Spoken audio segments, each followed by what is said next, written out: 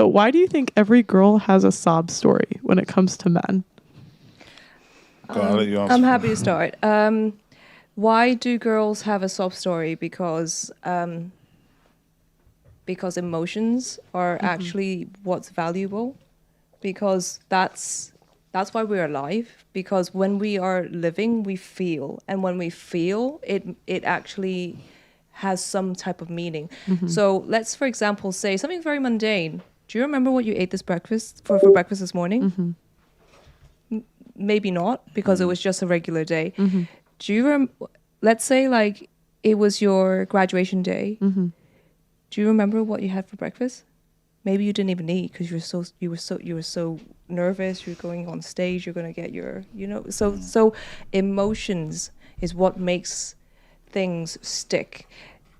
You're not going to remember something if it wasn't something exciting. We don't have the brain capacity to remember everything. So our brains are made to process and really hone in on things that they think is important. So whether that is extreme happiness, extreme bliss, extreme ecstasy, to the other extreme of hurt, rejection, pain, trauma, those are the things that we are going to always remember. So it doesn't matter if maybe this girl actually had 100 really good encounters with guys, but she doesn't value them because maybe she's numb to it. And then all it takes is that one time, because maybe she's so traumatized at one point of her life. And so when she does come across someone who validates her perception, which is that men are bad, then she just latches on, and then she gets very angry. Why don't men do the same thing? They do the same. It's not a gender thing, because men and women are different in the sense that women are a lot more volatile and they're a lot more outside when it comes to expressing their emotions. The problem with men is that you do feel, and I actually think that men feel more. But I'm the not problem talking is about feeling more. I'm talking about men, like women demonizing men versus men demonizing women. I'm just curious. Do you guys feel like men and women do it the same? Just going around, yes or no? No. No? Definitely not. What about No. you? No? What about you, Ish? What Sorry. What was the question? do you think men and women demonize each other the same? No. No. Can I actually say what I actually think maybe why women, I don't know about the men, but I think this is why women are so, why the feminists are so angry. Okay. So I'm going to say feminine energy because I believe that we all have a little bit of both. And that's actually a good thing to have. We have both in us. And depending on the right situation, you will lean into one more than the other. I think you see it more in a girl because I guess we're more encouraged to be more masculine these days anyways.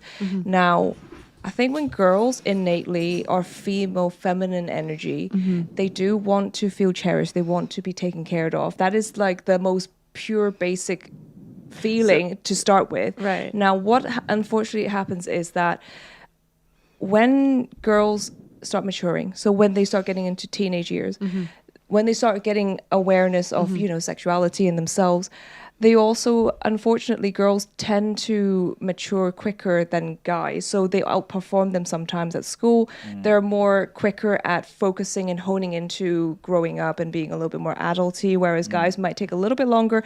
And it is just what it is. Guys just takes a little bit longer, and that's okay. So I think I agree, just to cut you off there, I think I agree with majority of what you're saying, but I think the point that seems to get missed out these days is that you have more feminine energy in us because you're born that way. We have more masculine energy because we're born that way. I think the society now, the problem with society, we're trying to make each other so similar. Even though we're much similar than we're different, we need to appreciate the differences between us. So I don't think there's any benefits to a man being feminine. Even though this is what females are requesting nowadays, I want my guy to be more in touch with his feminine side.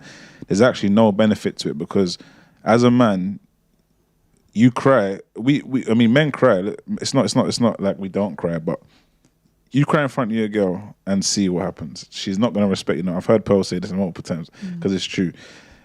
What women are actually requesting these days, it's not going to benefit them in a relationship. You don't want a weak man. As soon as you see that your man is weak, you're going to go elsewhere. So I mean, I agree, and I will. That's a very valid point, and I agree with you as well. And I get where you're coming from. I think just to finish off my point, so from what I said earlier, girls then get pushed, if you can see what I'm saying, get pushed to become very masculine because they feel like, and actually it's from personal experience. My own mother tells me to, they're pushing us to go to college. They're pushing us to go into very masculine, type of trades. And in order to be, I'm in the medical field. So in order to be, look, if you're coming to see me, do you want me to be a woman who doesn't know how to make decisions? Yeah. No, you don't want that, right? Real quick, because it's a very important distinction you just made there, and I don't hear much women say it. It's like you just said that your mother encourages you to be more masculine. What I hear nowadays is, as we know on the internet, it's men versus women. Like, we don't hear much of examples of your mother encouraging you. We hear men make us like this, men make us like this. You've just been honest there and said that my mother made me more masculine. And do you think that, I'm going to say it straight, I think that's a problem, that women are making women become more masculine. Yeah, that's an issue. But it's just before I just cut you off. That's an important distinction. It's not the men that's doing that, because we want you to be feminine. Like, men want women to be feminine. We don't want you to be masculine. We already got to deal with the dudes that are masculine. We don't want to deal with a masculine female. So it's an issue, I think.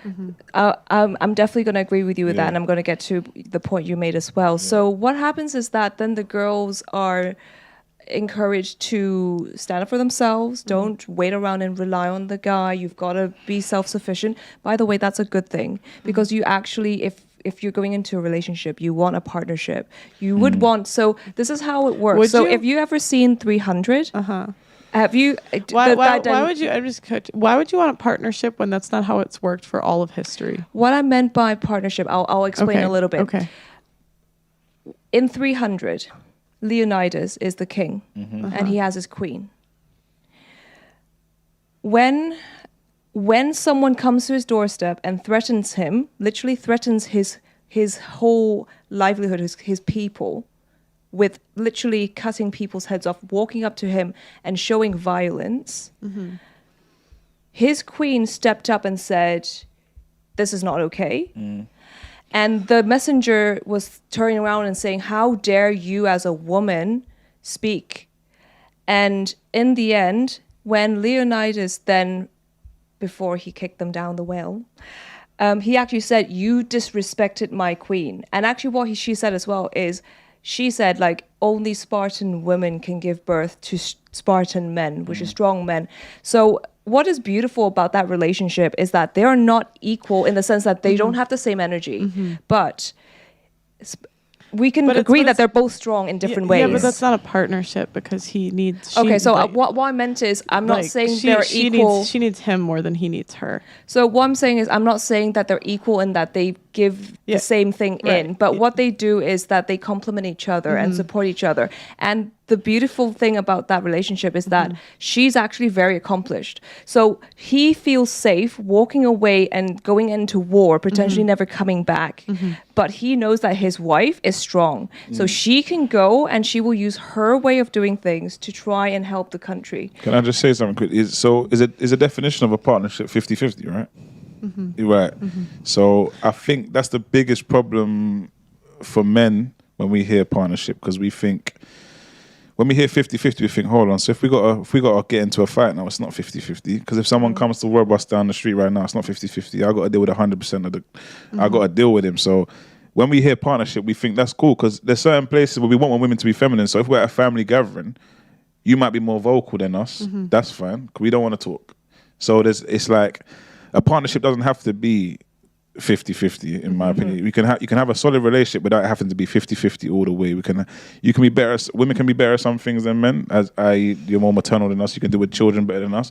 We're fine with that. But the problem with women nowadays, in my opinion, is trying to make everything so equal, and it's like, it's just not like that. It's not in us. It's not in our biological. It's not innate at all. Yeah, and I agree with you with that as well, because I guess I have my definition of partnerships a bit different from you. So when I'm saying a partnership, I didn't mean it has to be 100% 50-50 in every single aspect. Right, but you're changing the definition of a word. Okay, so it's like, that's sorry. why, like, our words I do apologize. I'm not trying to I'm not confuse offended. you. I'm just saying, like, that's not what it means.